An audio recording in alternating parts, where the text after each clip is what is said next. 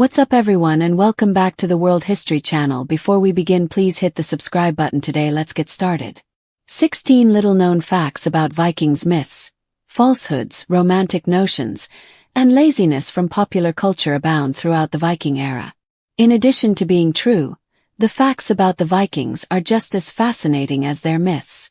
Vikings were explorers, farmers, traders, and colonists, not the violent, unwashed, horned-helmeted brutes depicted in popular culture. They had a diverse religion, stratified society, and rich culture.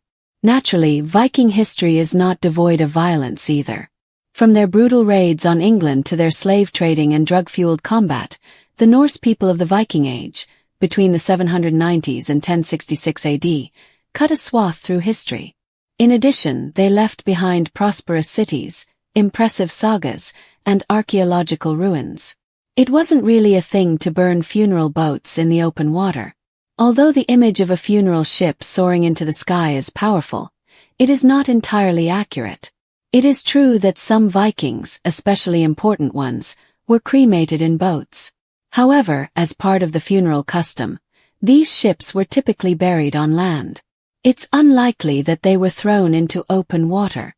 Though funeral traditions varied in the Viking world, many burials included grave goods, or items that the deceased might need in the afterlife. Vikings arrived in North America in 1021, a very long time before Christopher Columbus did. Viking/Norse explorers made inroads into what is now Newfoundland at the turn of the 11th century, prior to Christopher Columbus' discovery of North America. On the northernmost tip of Newfoundland, at L'Anse-aux Meadows, they even established a small village.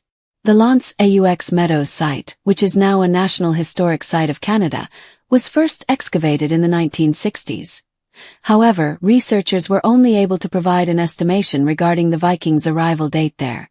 Scientists made the announcement in 2021 that they had used cutting-edge technology to date tree rings to determine exactly when the Vikings arrived. 1021, which was more than 470 years before Columbus. However, the Vikings only stayed there for about 3 to 13 years. Native Americans were among their contacts. Viking sailors probably had at least some contact with Native Americans during their exploration of North America. In Greenland, the Inuit and the Vikings engaged in numerous battles. In addition, researchers have discovered a genetic connection between Native Americans and Icelanders, suggesting that a Native American woman may have traveled to Iceland with Vikings. It's likely that there was also trade. The main penny is a Norwegian silver coin from the late 1000s that was discovered in a Maine archaeological treasure trove in 1957. The coin has been dismissed as a hoax by some scholars, while others have claimed that it was likely brought from Newfoundland at some point and that it is evidence of at least some Viking contact in the United States. They held the belief that warriors were permitted to bring their dogs into the afterlife. It appears that Vikings had close relationships with their dogs. They believed that warriors' dogs could accompany them to Valhalla, the grand hall in the afterlife where the most deserving warriors would congregate. The dog, on the other hand, would have to be dead in order to enter Valhalla's sacred chambers. As a result, dogs were occasionally sacrificed and buried alongside their owners. Helmets with horns weren't worn by Viking warriors. Horned helmets are now synonymous with Vikings.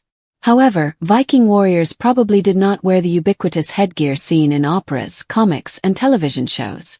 They would have been cumbersome and pointless for close-quarter combat. Due to a costume designer, it is likely that these helmets were the first to be associated with Vikings in the 19th century. The costumes for the Norse-themed operas by Richard Wagner were designed by Carl Emil Doppler. He probably took inspiration for the designs of his hats from art from Greco-Roman times and helmets worn by ancient Germanic priests for ceremonies. Rap battles between Vikings' rivalries were creatively resolved by the Vikings.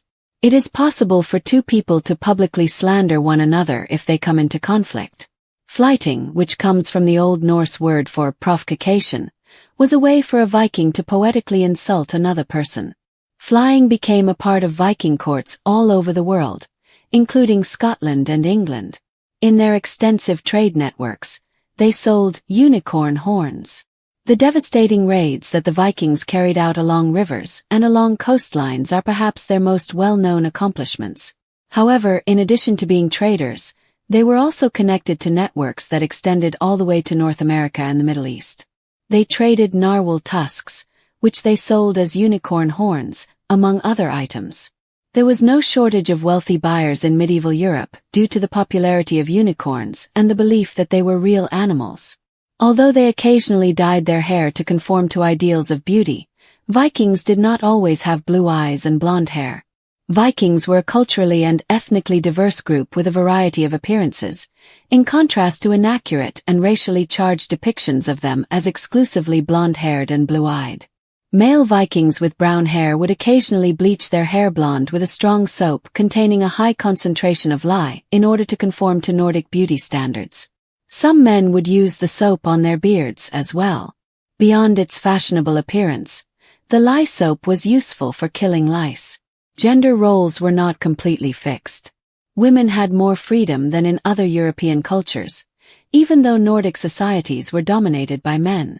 Women were allowed to go on exploratory journeys with men and married young, making up a number of distant colonists. Women could request divorce, manage family finances, and inherit property. In some instances, they even received their dowry back. Because gender was a little more fluid in Western Europe, women also played roles that might have been out of their reach. For instance, Nordic sagas feature shield maidens, or warrior women. Additionally, the grave of a female high-ranking Viking warrior was unearthed by archaeologists.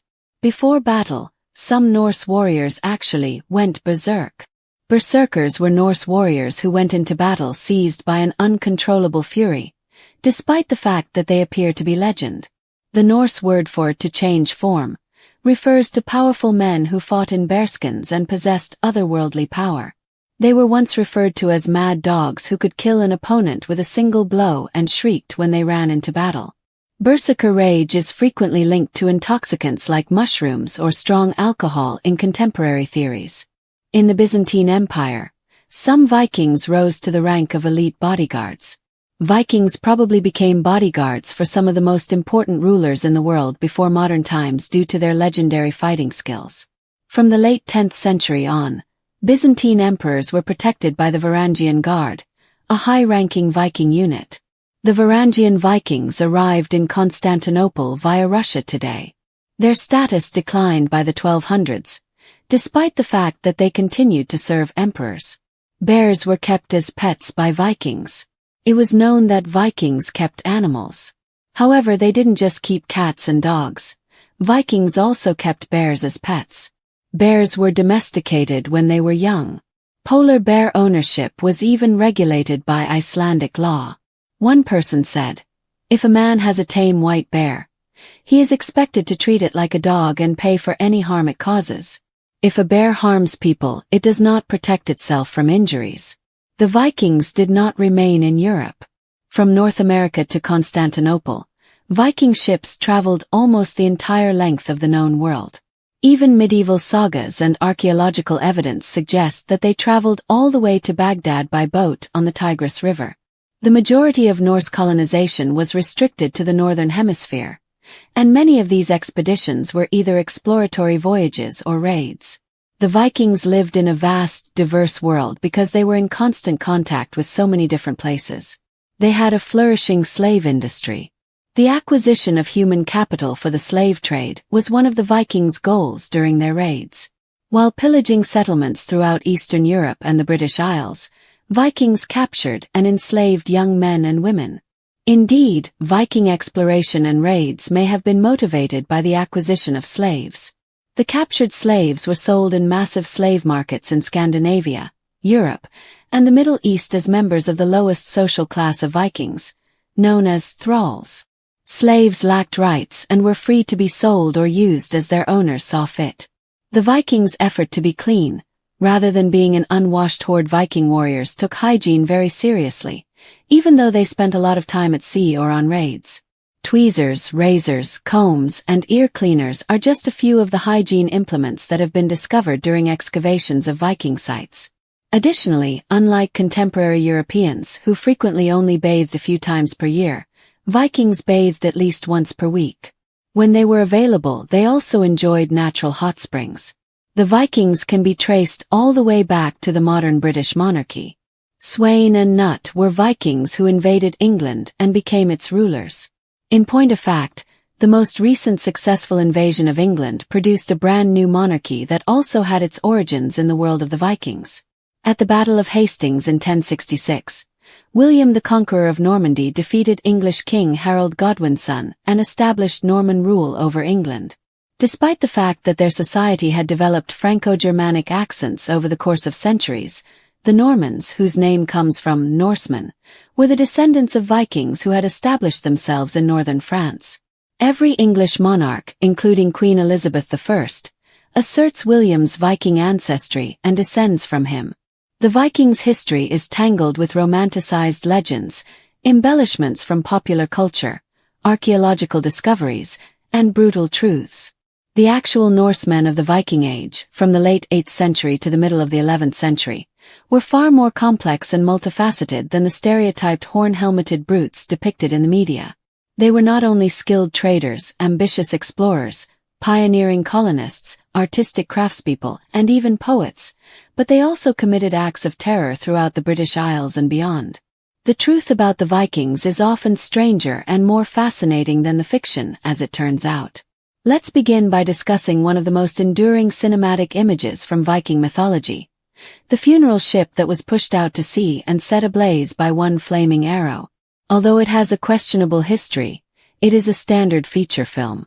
Even though Viking funeral practices included boat burials and cremation, the actual practice of sending burning ships into the open ocean was rare. Instead, many people of high status were cremated on land, and their ashes were buried in mounds with a boat and grave goods like swords, shields, animals, and sometimes even human slaves or companions so that they could go to heaven with them. The erroneous belief that the Vikings never reached North America is another one that needs to be dispelled. In fact, they arrived there nearly 500 years before Columbus did. At L'Anse aux Meadows in Newfoundland, Canada, archaeologists discovered the remains of a Norse settlement in 1960. Tree ring dating was used by scientists in 2021 to confirm that the Vikings were there precisely in the year 1021 CE. Even though the settlement only lasted maybe a decade, this extraordinary site was probably the Vinland mentioned in the Icelandic sagas, and it was a definitive Viking presence on American soil long before Columbus ever crossed the Atlantic. Yes, they probably interacted with the locals.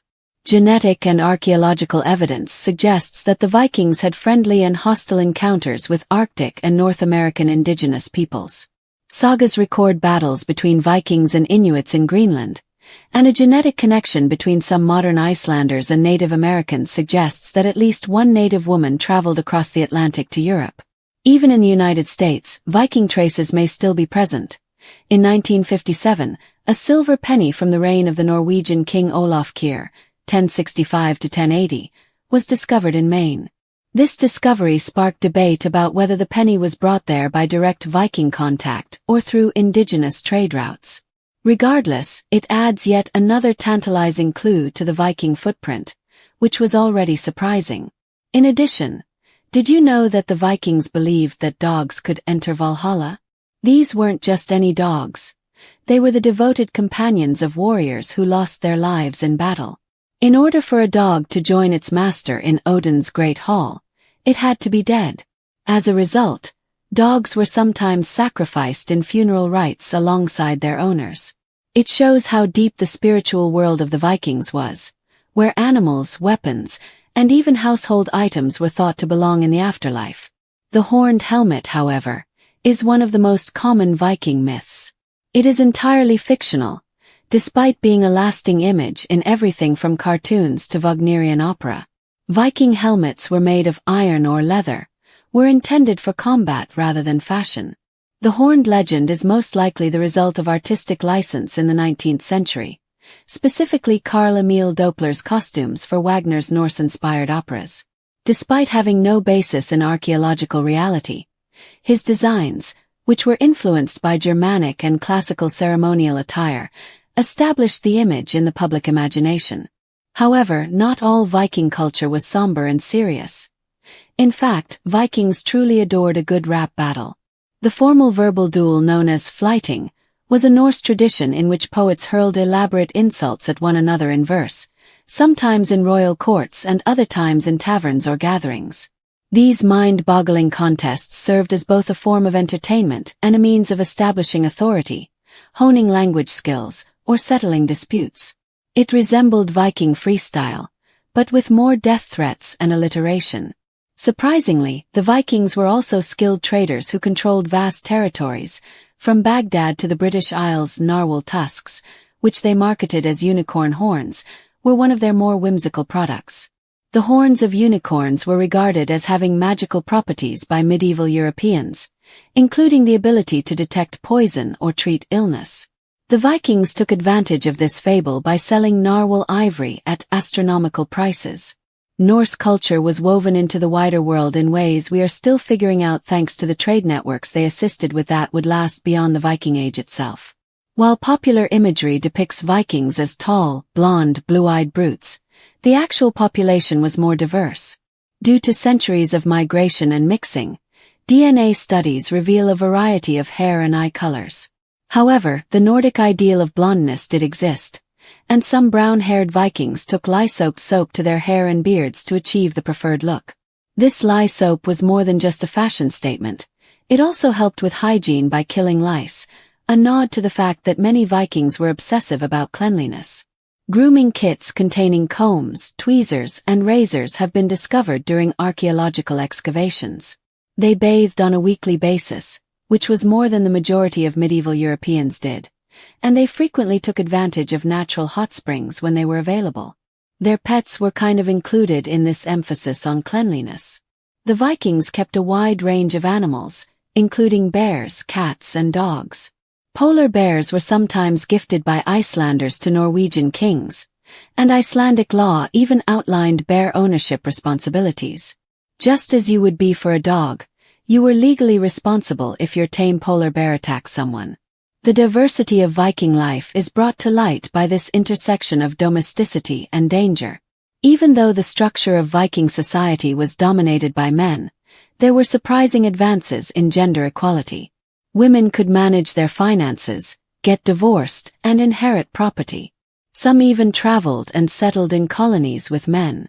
It's possible that there were actual warrior women like the fabled shield maidens, whose stories and songs have made them famous. In 2017, a famous Viking warrior burial in Birka, Sweden, that had been thought to be male, was reanalyzed.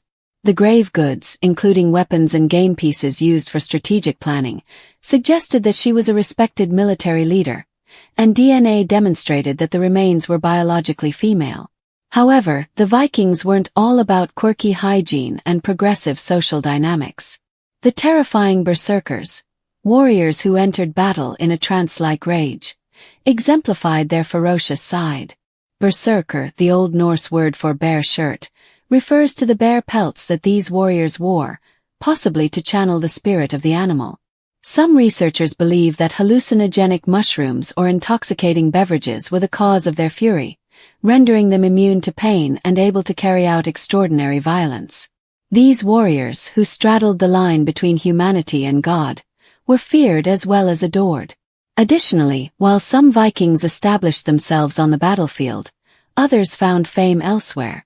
The Varangian Guard, an elite bodyguard unit known for its loyalty and combat prowess, was employed by the Byzantine emperor. These Norsemen, who arrived in Constantinople via the Kievan Rus from Scandinavia, served as emperor guards for centuries. Even Harald Hardrada, who would later die in 1066 while attempting to conquer England, spent his youth serving in the guard. In the meantime, Vikings weren't just looking for wealth or fame back home or in the territories they invaded or colonized. Rather, they were looking for people. Slavery was deeply ingrained in the Viking economy. Monastic communities or vulnerable villages were frequently the targets of raids, where young men and women were kidnapped and sold into slavery. Slaves, also known as thralls, belonged to the lowest social class and could be purchased, sold, or even killed at the owner's discretion. Their suffering greased the wheels of Viking society as they worked in homes, fields, and ships. It serves as a brutal reminder that Viking history is fraught with exploitation and cruelty alongside tales of adventure and honor. Nevertheless, the Vikings had a profound impact on contemporary history, particularly in the history of the British monarchy. In the early 11th century, Norse kings like Sweyn Forkbeard and his son Nut the Great ruled England after decades of raiding. The Normans, whose name literally translates to Northmen, however, exerted the most lasting influence.